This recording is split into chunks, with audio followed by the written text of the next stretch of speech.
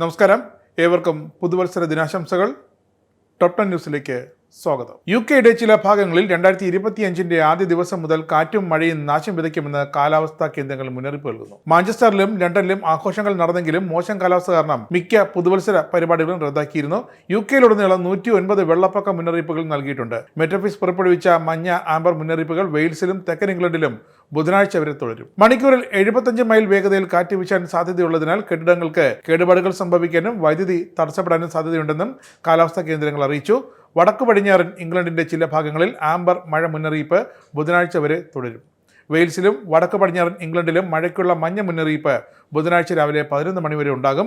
വടക്കൻ സ്കോട്ട്ലൻഡിൽ മഞ്ഞ് വീഴ്ചയ്ക്കും മുന്നറിയിപ്പുണ്ട്. യുകെയിൽ ട്രെയിൻ ഗതാഗതം സ്തംഭിപ്പിച്ചുകൊണ്ട് അവന്തി വെസ്റ്റ് കോസ്റ്റിലെ ട്രെയിൻ മാനേജർമാരുടെ പണിമുടക്ക് തുടങ്ങി. നാളെ രാത്രി വരെ നീളുന്ന പണിമുടക്ക് കാരണം മെയിൻ ലൈനിലെ സർവീസുകൾ മിക്കതും മുടങ്ങും. നോർത്ത് വെയിൽസ്, ബ്ലാക്ക്പൂൾ, എഡിൻബർഗ് എന്നിവിടങ്ങളിൽ ഈ 2 ദിവസങ്ങളിൽ അവന്തി വെസ്റ്റ് കോസ്റ്റ് സർവീസുകൾ ഉണ്ടാകില്ല. പണിമുടക്ക് ദിവസങ്ങളിൽ സർവീസുകൾ ഗണ്യമായി കുറയ്ക്കേണ്ടി വരുമെന്ന് അവന്തി അധികൃതർ നേരത്തെ തന്നെ അറിയിച്ചിരുന്നു. പണിമുടക്കിന് മുമ്പോ ശേഷമോ യാത്ര ചെയ്യാനാണ് അവന്തി യാത്രക്കാരോട് നൽകിയ ഉപദേശം. പുതുവർഷത്തിൽ ബ്രിട്ടനിലെ കുടുംബങ്ങൾക്ക് കൈപൊള്ളി തുടങ്ങി. ആഭ്യന്തര ഊർജ്ജ വില ഉയരുമെന്ന് റെഗുലേറ്റർ ഓഫ്ജം മുന്നറിയിപ്പ് നൽകിയിരിക്കുന്നു. ഓഫ്ജമിന്റെ ഊർജ്ജ വില പരിധിയിലെ രണ്ടാമത്തെ വർധനവ് വരുന്ന ബുധനാഴ്ച മുതൽ പ്രാബല്യത്തിൽ വരുന്നതോടെ ഗ്യാസും വൈദ്യുതിയും ഉപയോഗിക്കുന്ന ഒരു കുടുംബത്തിന് പ്രതിവർഷം 1738 പൗണ്ട് നൽകേണ്ടി വരും. ഇത് ഓഫ്ജമിന്റെ മുൻ വർഷത്തെ വില പരിധിയേക്കാൾ 21 പൗണ്ട് കൂടുതലാണ്. എനർജി വിശകലന വിദഗ്ധർ ഏപ്രിലിൽ വില പരിധിയിൽ ഏകദേശം 3% അധിക വർധനവ് വീണ്ടും പ്രവചിക്കുന്നുണ്ട്. ജൂലൈയിൽ വില കുറയുമെന്നും ഒക്ടോബറിൽ അത് വീണ്ടും ഉയരുമെന്നും പ്രവചനമുണ്ട്. പുതുവർഷത്തിൽ യുകെയിൽ ബസ് നിരക്കുകൾ കൂടുന്നു. നിരക്ക് 1 പൗണ്ട് വരെ വർദ്ധിപ്പിച്ചതോടെ മിക്ക നഗരങ്ങളിലും ബസ് യാത്രകൾക്ക് ബുധനാഴ്ച മുതൽ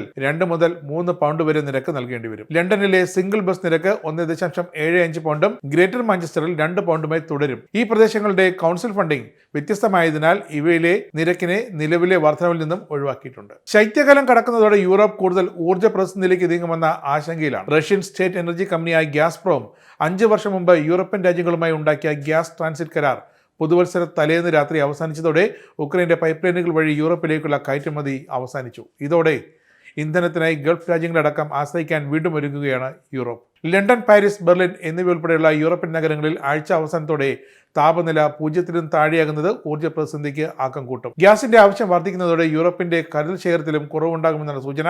ഗ്യാസ് ഇൻഫ്രാസ്ട്രക്ചർ യൂറോപ്പിൽ നിന്നുള്ള ഔദ്യോഗിക കണക്കുകൾ പ്രകാരം സെപ്റ്റംബർ മുതൽ യൂറോപ്യൻ യൂണിയന്റെ ഗ്യാസ് കരുതൽ ശേഖരം 20% കണ്ടുകുറഞ്ഞു. 2025 പുനർനിർമ്മാണത്തിന്റെ വർഷമായിരിക്കുമെന്ന് വാഗ്ദാനം നൽകി UK പ്രധാനമന്ത്രി കെയർ സ്റ്റാർമർ. പ്രധാനമന്ത്രി പദത്തിൽ ഒരു സുപ്രധാന വർഷത്തിലേക്ക് കടക്കുന്ന പശ്ചാത്തലത്തിലാണ് സ്റ്റാർമറിന്റെ ഈ വാഗ്ദാനം. രണ്ടാം ലോക മഹായുദ്ധത്തിന് ശേഷം 1945 ആറ്റ്ലി സർക്കാർ ചെയ്തതുപോലെ ബ്രിട്ടനെ പുനർനിർമ്മിക്കുമെന്നാണ് ചാമ്പർ പുതുവർഷ ദിന സന്ദേശത്തിൽ പറഞ്ഞത്.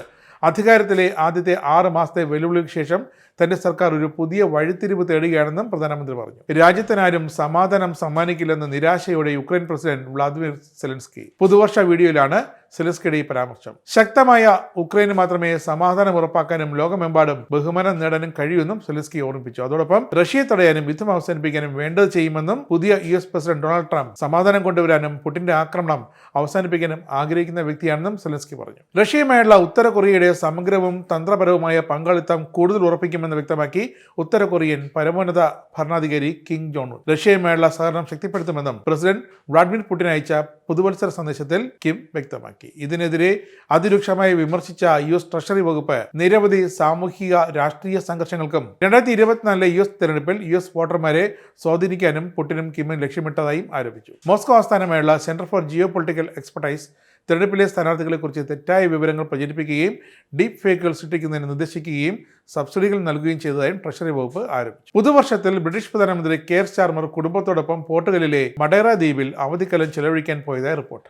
കെയർ സ്റ്റാർമർ കുറച്ച് ദിവസത്തേക്ക് രാജ്യത്ത് ഉണ്ടാകില്ലെന്ന് 10th ഡൗണിംഗ് സ്ട്രീറ്റിൽ നിന്നും അറിയിച്ചിട്ടുണ്ട്.